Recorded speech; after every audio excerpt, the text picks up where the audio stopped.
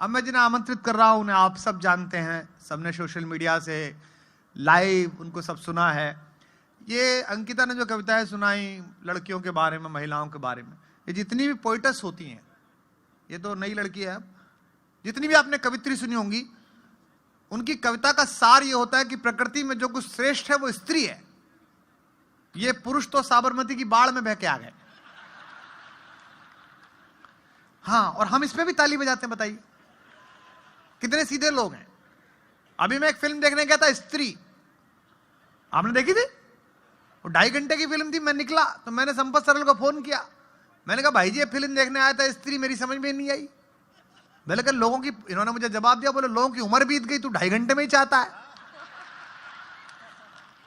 इन्होंने कहा मेरे ब्याह को 32 साल हो गए, मेरी वाली अपनी समझ में नहीं आई आज तक, तू दूसरे की समझने की कोशिश कर रहा है।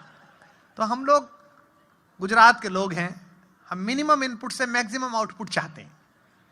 गुजराती आदमी असली वो होता है जो मिस कॉल मारने के बाद भी बैलेंस चेक करता है कि कट तो नहीं गया कुछ, इसलिए प्रेम से रहते हैं, आनंद से रहते हैं। तो संपत सरल जी राजस्थान से हैं, जयपुर से हैं, गुलाबी नगरी से हैं, आप सबने उन्हें सुना है। आप मन बनाइए जरा मुस्कुराने का, मन बनाइए ठहाके का। ये जो जाड़ा है जो हल्का हल्का है, ये केवल तालियों से दूर होगा आपकी। जोरदार तालियों के साथ आमंत्रित कीजिए संपत सरल जी को।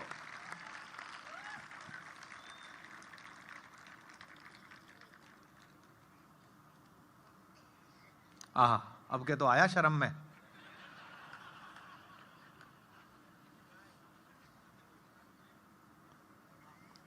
आयोजकों से निवेदन है कि चाय वाला ही तो भेजा है, चाय तो होगी।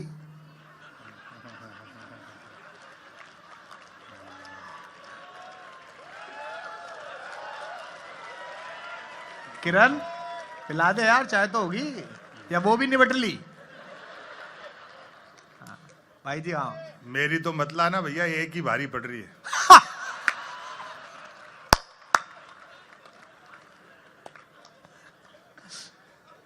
समय की सीमाएं बता दी गई हैं। आपको डॉक्टर कुमार विश्वास को सुनना है, मंजर भोपाली जी को सुनना है, और मुझे कम बोलना है।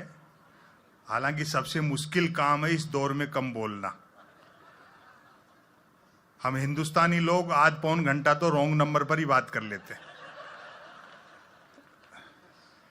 स्त्री संघर्ष, चुनौती और उसकी पीड़ा को लेकर के काफी अच्छे मुक्तक और गीत सुनाए गए, और महिलाओं की भी काफी हंसी मजाक की गई।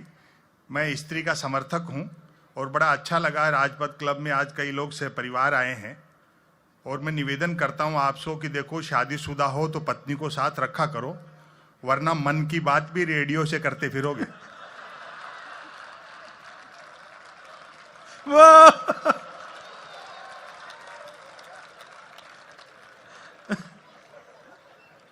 यूं भी स्त्री का त्याग संसार में पुरुष से बड़ा है।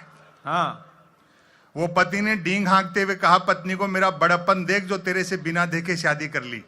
पत्नी बोली, मेरी भी हिम्मत देख जो तेरे को देखने के बाद भी मना नहीं किया। हाँ।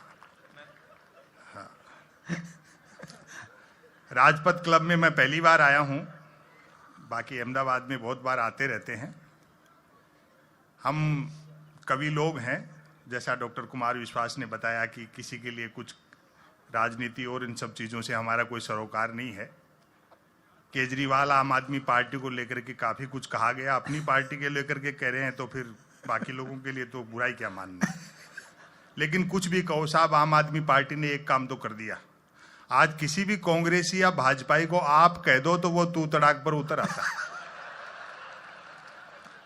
अच्छा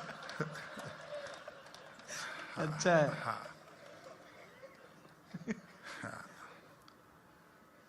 यही सब हम लोगों के विषय हैं राजनीति के। पाकिस्तान, चाइना, ये सब हमारे कोई कविताओं के विषय नहीं है। हाँ।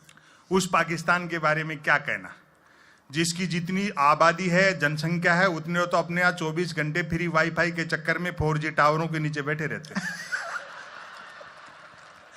अच्छा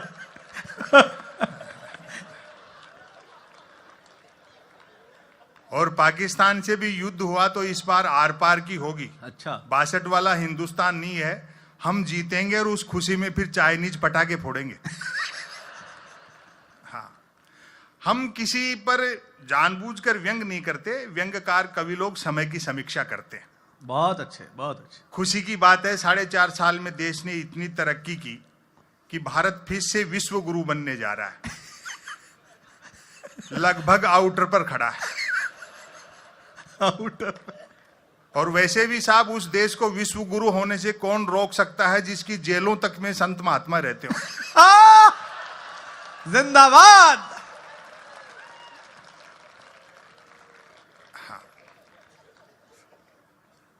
4 साल 4.5 साल से एक कैसेट बज रहा है। डीजल पेट्रोल हमारे हाथ में नहीं है, रुपया अंतरराष्ट्रीय कारणों से गिर रहा है, भ्रष्टाचार महंगाई के लिए कांग्रेस जिम्मेदार है, बाकी सारी समस्याएं नेहरू छोड़ गए, फिर भी कोई दिक्कत हो तो पाकिस्तान चले जाओ। बहुत। फिर भी कोई दिक्कत हो तो मूर्तियां आकाश सूर्य प्रजातंत्र पहले से लग रहा है। हाय हाय हाय हाय, क्या बढ़िया लाइन है, वाह। मुझे तो अभी एक सज्जन कह रहे थे कि साहब विश्व की सबसे ऊंची मूर्ति लग चुकी है, आप भी थोड़े पॉपुलर हो गए, किसी चौराहे पे आपकी भी एक आध खड़ी कर दें, ₹1,00,000 रुपए का खर्चा है। मैं कहा तू 50,000 दे, मैं खुद ही खड़ा हो जाऊं।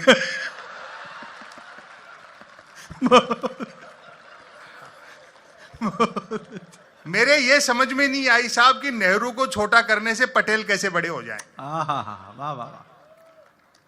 शायद नौजवान पीढ़ी जानती नहीं, हम भावनाओं में बह जाते हैं, भाषणों में बह जाते हैं, खो जाते हैं। जिस सरदार सरोवर के तट पे पटेल की सबसे ऊंची मूर्ति लगाई गई, उसी सरदार सरोवर का शिलान्यास ही पंडित नेहरू ने किया था। क्या बात है, क्या बात है, सच्ची बात है। मिथकों के नाम पर, महापुरुषों के नाम पे लड़ाया जाता है। बीजेपी के एक बड़े नेता ने कह दिया कि बापू का आजादी के आंदोलन में कोई योगदान नहीं रहा। हमने उसका बुरा नहीं माना कि भाई हो सकता है खुद के बापू के लिए कह रहा हूं। भाई कमाल है, तालियां तो बजनी चाहिए भाई, औसम है। फिर इन्हीं की पार्टी के एक प्रदेश के स्वास्थ्य मंत्री ने कह दिया कि जब से नोटों पे गांधी का चित्र छपा है, नोटों की कीमत घट गई। यही भारतीय प्रजातंत्र की खूबसूरती है कि शारीरिक और मानसिक रूप से बीमार आदमी भी स्वास्थ्य मंत्री बनाई जा सकता है। अच्छा है, बहुत अच्छा। फिर पार्टी अध्यक्ष ने तो यह कह दिया कि गांधी का आजादी के गांधी जो है वो एक चतुर बनिया थे। ऐसा मूर्खताओं से बड़ी चहल पहल है इस देश में। पहली बार नहीं हुआ। गांधी जैसा एक विराट व्यक्तित्व जिसने हिंदुस्तान को निर्भीक होना सिखाया, सारी दुनिया को एक दृष्टि दी, ऐसा पहली बार नहीं हुआ। आपको ध्यान होगा बाबा रामदेव पर जब लाठीचार्ज हुआ रामलीला मैदान में, तो भाजपा ने राजघाट पर धरना प्रदर्शन किया। और आज की जो सुषमा स्वराज हैं विदेश मंत्री, हालांकि वो कितनी है तो आप भी जानते हो। हाँ, पिछले दिनों तो मिल गई थी, बड़ी दुखी थी, बोले जी हमें तो कोई भारत का विदेश मंत्री मानने को तैयार नहीं, मोहर हमारे नाम की और घूम कोई और रहा है।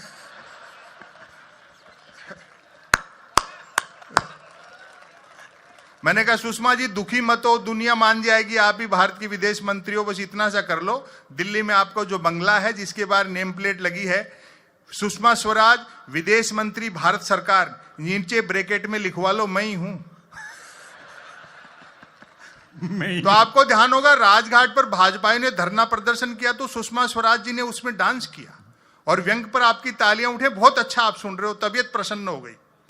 सुषमा स्वराज का राजघाट पर डांस देखकर मेरे ख्याल गांधी जी ने भी सिर पीट लिया होगा कि यार मैंने अंग्रेजों से लड़ाई स्वराज के लिए लड़ी थी, सुषमा स्वराज के लिए लड़ी थी। अच्छा, अभी 3 स्टेट में जैसा बताया बीजेपी हार गई, तो भक्तों ने हर चैनल बदल बदल के देखा, तो जीत रही उनको तसल्ली नहीं हो रही थी। लेकिन जब जी न्यूज पर हार गई, जिंदाबाद, तो सबको मानना पड़ा भाई अब हार गई। मीडिया की क्या स्थिति है। मैं समय की अपनी सीमाएं हैं जी। कुमार विश्वास को आपको सुनना है।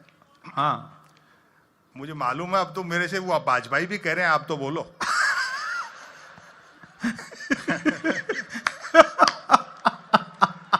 हमारा किसी पार्टी से कोई लेना देना नहीं, हम तो जैसा दिखता है कवि लोग वैसा लिखता है। और हाँ। एक रचना मैं आपको सुना देता हूं। स्वागत है भाई जी। प्यार मोहब्बत की भी बातें की गई। एक जमाना था जब मैं भी प्यार प्रेम की कविताएं लिखता था। अच्छा। जब तक अक्ल दाढ़ नहीं निकली थी। उबासी के बहाने भी किसी लड़की के दांत दिख जाते हैं तो मैं 5-7 गजलें लिख मारता। भले ही वो मुझे देख करके उबासियां ले रही होती थी। और एक निवेदन कर दूं, बड़ी संख्या में माताएं बहनियां बैठी हैं। प्रकृति के, कुदरत के, सृष्टि के नियम बदल सकते हैं, औरत के प्रति पुरुष की मानसिकता नहीं बदल सकती। अच्छा। व्यंग तक पहुंच जाओ तो तालियों से बताना मुझे। मर्द की फितरत होती है, अर्थी के रास्ते में भी औरत मिल जाए तो 80 साल का मुर्दा भी वाइब्रेशन मोड पर आ जाता है।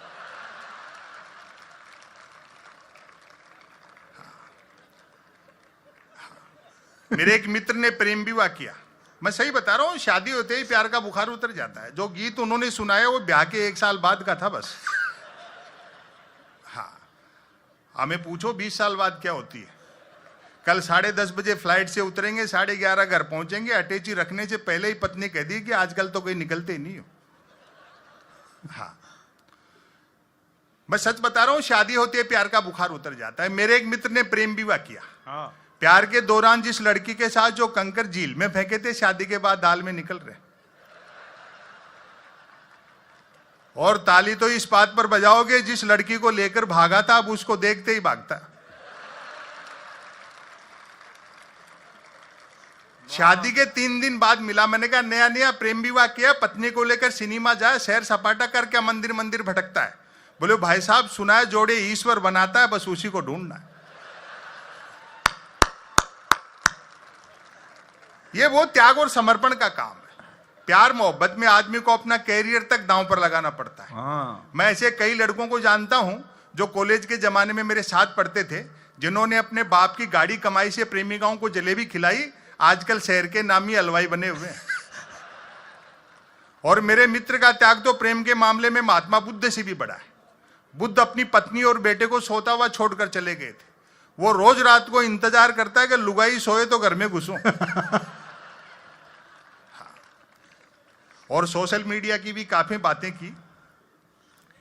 मैं सच बता रहा हूं कि सोशल मीडिया के दौर में जब हर आदमी टेलीविजन, इंटरनेट, मोबाइल इन चीजों में लगा है, राजपथ ने इतना बड़ा कवि सम्मेलन करवाया और डॉक्टर कुमार जैसे, विश्वास जैसे, मंजर भोपाली जी जैसे महनीय कवियों को आमंत्रित किया, लोग घरों से निकलना बंद हो गए कि उम्रे दराज मांग कर लाए थे 4 दिन, 2 टेलीविजन ने लील लिए, 2 इंटरनेट। पता नहीं इसे सोशल मीडिया क्यों कहते हैं। 1000 किलोमीटर दूर बैठे आदमी से तो हम चैटिंग से जुड़ना चाहते हैं, लेकिन बस, ट्रेन, फ्लाइट में सफर करते हैं तो कोशिश रहती है बराबर वाली सीट खाली रहे। हाय हाय हाय, वाह वाह वाह वाह वाह। हाँ, यदि किसी ने कुछ एक अक्षरों तक की नेकी कर डाली हो तो उसको फेंकने के लिए ट्विटर से बेहतर दरिया नहीं है। जो कुछ नहीं कर सकता वह भी ट्वीट कर सकता है, और एक बार जो ट्वीट करने लगता है फिर वो कुछ नहीं कर सकता। मैं तो सोशल मीडिया का लोहा उस दिन मान गया जब एक सज्जन ने YouTube पर मेरी एक ही कवि सम्मेलन की क्लिप को साल में 100वीं बार सुना और नीचे गाली लिखी, लानत है संपत सरल को, नालायक ने साल भर से रचना तो छोड़ो कपड़े तक नहीं बदले। जिंदाबाद। एक आ गई है सेल्फी। क्या आत्ममुग्धता का दौर है साहब। कैमरे का फ्रेम दिखते ही आदमी जिराफ हो जाता है। मैं तो देखता हूं कई महिलाएं हर 10, 15, 20 मिनट में अपनी सेल्फी ले लेकर के सोशल मीडिया पे अपलोड करती रहती हैं। आपको सच बताऊं, उन सुंदरियों के चेहरे देखकर मेरे मन में वही भाव आते हैं जो कभी दर्पण में पद्मनी का चेहरा देख करके अलाउद्दीन खिलजी के आए होंगे। और तालियां तो अब उठेंगी। मेरा चैलेंज है, आप रोक नहीं पाओगे। कितना धोखे का संसार है। वही सुंदरियां मुझे आमने सामने साक्षात मिल गई। जिनको पद्मनी समझता रहा वो तो खुद अलाउद्दीन खिलजी निकली।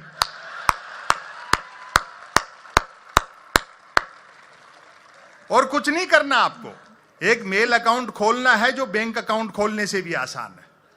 बैंक अकाउंट खोलने के लिए कुछ तो आधार चाहिए। मेल अकाउंट तो निराधार व्यक्ति भी खोल सकता है। बाकी 3 जरूरी चीजें हैं, एक अदद स्मार्टफोन, नॉन स्टॉप इंटरनेट और निठल्लापन। निठल्लापन। लेकिन सोशल मीडिया का फायदा भी है। एक तो आदमी घर बैठे आवारागर्दी कर सकता है और व्यंग तक पहुंच जाओ। जो मैंने कारुणिक बात की, आपकी मोहब्बत चाहूंगा, सोशल मीडिया का सबसे बड़ा फायदा यह है बेरोजगारी पूरी तरह खत्म हो गई, क्योंकि हर हाथ को काम मिल चुका है। वाह! ऐसे दौर में जा रहे होंगे प्रधानमंत्री, 2-4 देश बच रहे हैं। नहीं, एक देश में 2-4 बार भी हो सकते हैं वो। हाँ, आप हंसो मत यार। देखो, ये अच्छी बात है कि 68 साल में पहली बार हमें एक बहुराष्ट्रीय प्रधानमंत्री मिले। गुजरात साहब मुझे बहुत पसंद है। देखो, एक तो जो गुजरात का विकास मॉडल बताया वो भी बहुत जानदार है। आप 59 मिनट में 1 करोड़ का लोन ले भी सकते हो और 59 करोड़ लेके 1 मिनट में भाग भी सकते हो। ये भी अच्छा है। और व्यापार तो इतना आसान हो गया कि कहना ही क्या। अभी मैं दवा की दुकान पे गया था एक दिन, तबीयत खराब नहीं थी, दरअसल डिस्काउंट चल रहा था, एक्सपायरी डेट की दवा आधे कीमत में मिल रही थी। संयोग से उस दिन धनतेरस थी।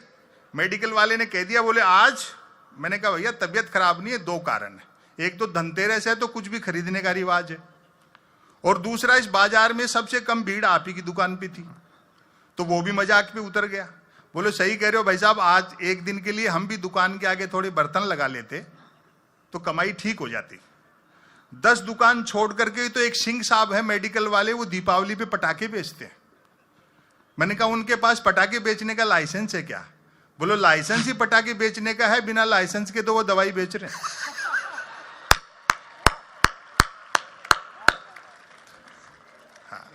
कहां का भ्रष्टाचार खत्म करोगे आप?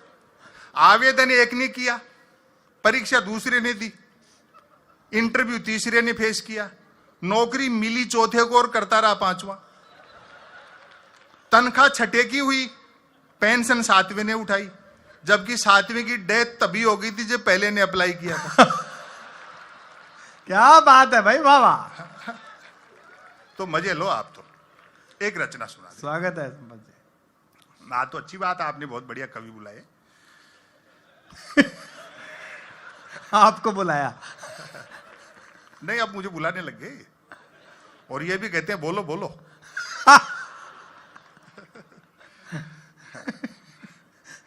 वो तो सीधा सा तरीका है उनका। तो किसी भी विरोधी को पूछ लेते हैं, बोले भैया आप हमारी पार्टी ज्वाइन कर रहा है, जेल जाएगा। तो अब लोग कहने लग गए कि भैया जेल ही भेज दे, दूसरे कैदियों से बात तो कर सकते हैं। जिंदाबाद, वाह! ये आई बात। हम छोटे छोटे गांवों से निकले, बहुत अच्छी शहरों तक आए। गांव वैसे नहीं है जो हम शहर में चश्मा लगाकर रूमानी देखते हैं। गांव में जाकर के रहो, गांव की जो स्थिति है। एक्सप्रेस हाईवे से 10 किलोमीटर नीचे उतरो, हिंदुस्तान आज भी वही। क्या बात है, क्या बात है। 15 रुपए में पानी की बोतल मिलती है तो तरक्की नहीं है। प्रजातंत्र के गाल पर तमाचा है कि सरकारें 70 साल में देश की जनता को शुद्ध पानी नहीं पिला पाई। क्या बात है, वाह, बहुत अच्छा। कवियों को, कलाकारों को बोलते रहना चाहिए। अभी एक फिल्म आ रही है द एक्सीडेंटल प्राइम मिनिस्टर, हमें बुरा नहीं लग रहा, जिसने जो किया है उसको दिखाओ। वाह, क्या बात है, बहुत अच्छा। आज उन पे बन रही है, कल उन पे भी बनेगी जो 2 व्हीलर का ड्राइविंग लाइसेंस लेकर के राफेल उड़ा रहे।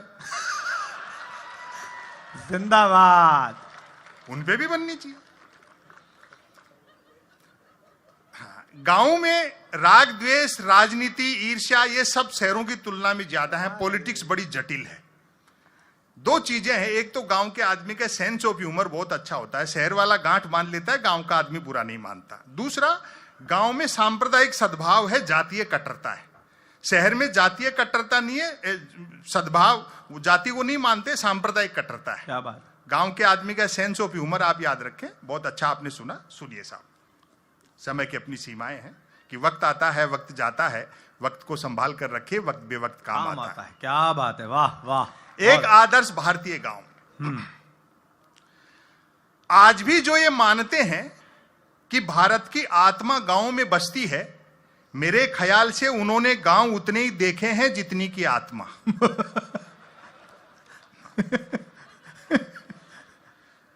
जिस आदर्श गांव का जिक्र मैं करने जा रहा हूं, एक पीड़ा देखना, जिस आदर्श गांव का जिक्र मैं करने जा रहा हूं वह राजधानी से 50 किलोमीटर पश्चिम में है। चूंकि रास्ते में शराब के कई ठेके पड़ते हैं, अतः ये दूरी घटती बढ़ती भी रहती है। असली स्वच्छ भारत अभियान की कहां जरूरत है? कहते हैं कि उक्त आदर्श गांव किसी जालिम सिंह नामक डाकू ने बसाया था। पुराने गांव चौधरी ने, पटेल ने, ठाकुर साहब ने, सेठ जी ने, डाकू भी बसाते थे। कहते हैं कि उक्त आदर्श गांव किसी जालिम सिंह नामक डाकू ने बसाया था, जो कि निहायत ईमानदार और परोपकारी डाकू थे, क्योंकि निर्वाचित नहीं थे।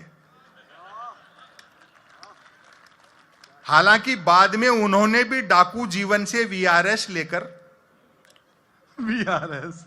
पॉलिटिक्स ज्वाइन कर ली थी। उनके समझ में आ गया होगा कि एक डाकू को जिनके यहां डकैती डालने जाना पड़ता है, चुनाव जीत लेने पर वे ही लोग घर बैठे दे जाते हैं। क्या बात है, वाह वाह, बहुत अच्छा है। और आज की शाम गुजरात की पवित्र धरती पर राजपथ क्लब में कुमार विश्वास और मंजर भोपाली जी के सानिध्य में जो बात मैंने कही है, मेरी हिम्मत की दाद देना। यूं भी अपराध और राजनीति में महज वोटिंग का ही तो अंतर रह गया है। संसद पर जिन आतंकियों ने हमला किया था, एक भी हाथ खामोश न रहे, व्यंग तक पहुंचे।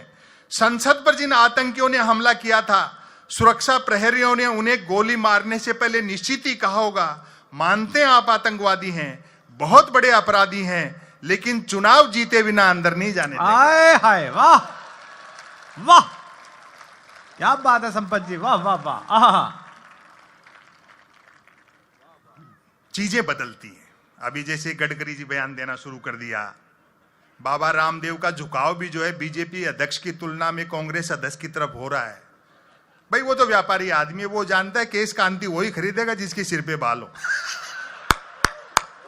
जिंदाबाद।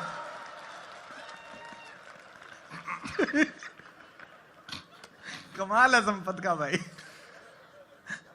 आदर्श गांव में 10 दिशाएं, तीनों मौसम, 12 महीने और 7 वार सब होते हैं। बस एक तो गांव के उत्तर में किसी भी साइज का कोई हिमालय नहीं है। और ध्यान से सुबह को घूमने भी जाते हो तुम? हम तो चक्कर ही काट रहे हैं घूमने। आदर्श गांव में 10 दिशाएं, तीनों मौसम, 12 महीने और 7 वार सब होते हैं। बस एक तो गांव के उत्तर में किसी भी साइज का कोई हिमालय नहीं है, और दूसरा गांव 3 तरफ से समुद्र से घिरा हुआ नहीं है।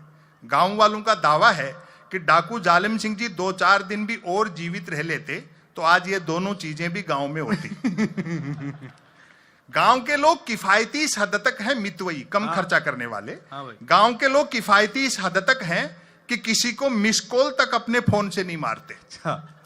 और दरिया दिल ऐसे कि मिस कॉल मारने के बाद फोन कर करके भी पूछते रहते हैं कि मिस कॉल मिला क्या। गांव में कुल 13 पर्यटक स्थल हैं।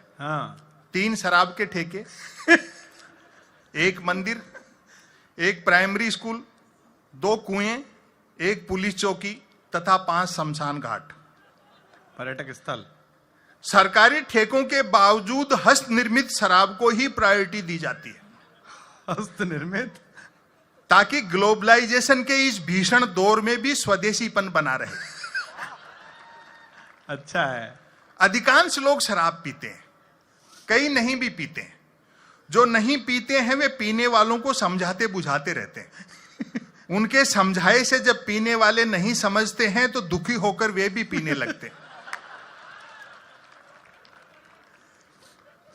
लोगों में सरकारी नौकरियों के प्रति बड़ा मोह है। सबका प्रयास रहता है कि काम ऐसा हो जिसमें काम न हो। आए हाय हाय, वाह वाह वाह वाह, क्या व्यंग है, वाह। जहां तक मेहनत मजदूरी का सवाल है, मेहनत करने वाले को मजदूरी नहीं मिलती, और जिसे मजदूरी मिल जाती है वह मेहनत बंद कर देता है। क्या बात है, वाह। सबके आपसी संबंध गठबंधन सरकारों जैसे हैं। अर्थात स्वार्थ ही 2 लोगों को जोड़ता है। क्या बात है, वाह। और एक नए शब्द का आनंद लेना, उम्र का फासला भी रिश्तों में बाधक नहीं बनता। दिन में जो बेटे का क्लास फेलो होता है, शाम को वही बाप का ग्लास फेलो होता है। गांव में जब से हैंडपंप लगे हैं, दोनों कुएं शर्त लगाकर कूदने के काम आ रहे। स्कूल उतनी ही देर चलता है जितनी देर मिड डे मील चलता है। पुलिस चौकी को लेकर मतभेद हैं, कि अपराध बढ़ने से चौकी खुली है या चौकी खुलने से अपराध बहुत बढ़िया, वाह। और सबसे गंभीर व्यंग्य आप देखें, 5 शमशान घाटों से स्वतः सिद्ध है कि गांव में 5 जातियां रहती हैं। क्या बात है, वाह वाह वाह। इस बात का पूरा ध्यान रखा जाता है कि मनुष्य के मरने के बाद भी उसकी जाति नहीं मर जाए। क्या बात है, बहुत अच्छे, बहुत अच्छे। एक दफा कै जाति के लोगों ने अपना एक शव गफलत में खे जाति के शमशान में जला दिया। हाँ, बात ऐसी बिगड़ी कि खे जाति वालों ने तुरंत अपना एक व्यक्ति मारा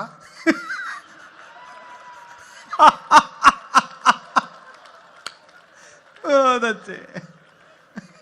और उसे कै जाति के शमशान में जलाकर बदला लिया। और व्यंग पर तालियां तो आपकी अब उठेंगी। हाँ, अंततः लोकल विधायक ने दोनों जातियों से 2-2 लोग मरवाकर उनके अपने अपने शमशानों में जलवाए, तब जाकर शांति हुई। अच्छा है। एकमात्र मंदिर का निर्माण भी डाकू जालिम सिंह जी ही करा गए थे। और मेरा तो कहना है साहब, जिस देश में शिक्षण संस्थाओं से ज्यादा धर्मस्थल हो, वहां क्या अच्छे दिन आएंगे। क्या बात है, क्या बात है, बहुत अच्छे। एकमात्र मंदिर का निर्माण भी डाकू जालिम सिंह जी ही करा गए थे। सबसे आसान काम है ये पॉलिटिक्स और धर्म को मिलाने वाला। अभी तो एक मित्र मिल गए थे, बोले भाई जी नोटबंदी जीएसटी में सब चौपट हो गया, खाली एक 300 गज का 1 मीटर का प्लॉट बचा है, क्या धंधा शुरू करें। मैंने कहा मंदिर खोल ले। अब बात जो उसने कही वो जोरदार थी। बोले खोल तो ले, लेकिन भाई साहब चले नहीं तो बंद नहीं कर सकते। बहुत अच्छे, कमाल है भाई। मैंने कहा तू जिस दिन बंद करेगा भगत उस दिन चलवा देंगे। एकमात्र मंदिर का निर्माण भी डाकू जालिम सिंह जी ही करा गए थे। कथा है कि एक रात सपने में उन्हें एक साधु ने ताना मार दिया था कि मूर्ख, लूट का माल यो ही नहीं बचेगा, थोड़ा दान धर्म भी करना सीख। कहते हैं बात ऐसी चुभी कि डाकू जालिम सिंह जी ने अगली ही रात आसपास के कई मंदिरों को लूटा और उसी मेहनत की कमाई से इस मंदिर का निर्माण करवाया। अच्छा।